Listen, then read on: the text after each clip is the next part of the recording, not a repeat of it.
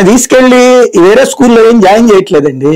ఇక్కడ పాయింట్ ఏంటి, విభజన చట్టము వీటి గురించి చర్చ కాదు కదా.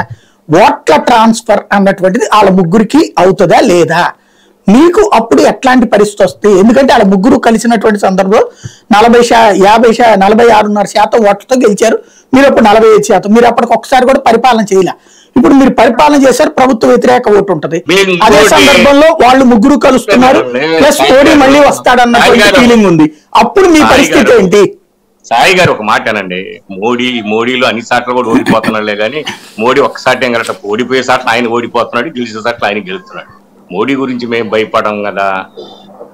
మేము 2019లో జగన్మోహన్ రెడ్డి గారి మాటలకే ఓటు చేశారు. జగన్మోహన్ రెడ్డి గారు 4 లక్షల కోట్లు ఇచ్చాడు, మూటలు ఇచ్చాడు ప్రజలకి, ఈ ఆంధ్ర రాష్ట్ర ప్రజలకి మూటలు ఇచ్చాం. 4,15,000 ఓట్లకి 4 లక్షల మందికి మూటలు ఇచ్చాం. 4 లక్షల కోట్లు, 2,70,000 కోట్లు మేము డీబీటీ ద్వారా ఇచ్చాం. 1,30,000 కోట్లు వాళ్ళు ఇచ్చారు. ఏంది వాళ్ళు ఇచ్చింది? కేంద్రం మాకు 85,000 కోట్లు బాకీ ఉంది సార్. నీతి ఆయోగ్ మూలానే నేనే అన్పార్లమెంటరీ మాట్లాడట్లా, స్టాటిస్టిక్స్ మాట్లాడుతున్నా.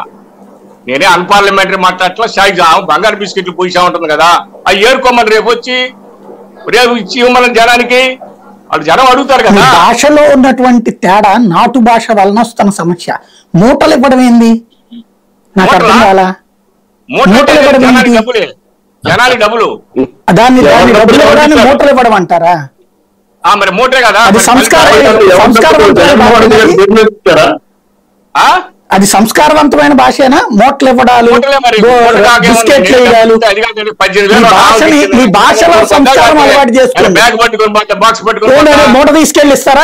అది ఏడాదికి 4 పథకాలు ఇస్తే అది మూట ఇచ్చినట్ట, అంతకుముందు నాయకులు ఇచ్చినప్పుడు వాళ్ళు మూట ఇచ్చినట్ట.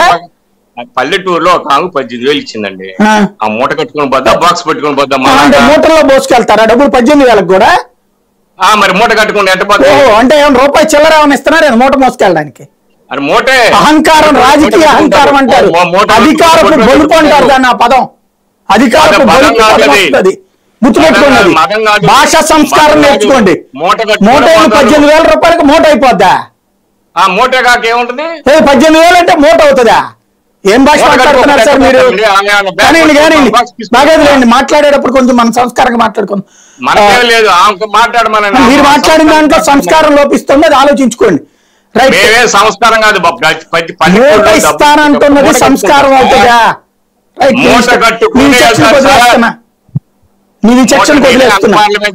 మూటలు పెడుతున్నా, మూటలు ఇస్తున్నామంటే అదే 18,000 రూపాయల మూటలు అనేటువంటిది అది చాలా పెద్ద పదం.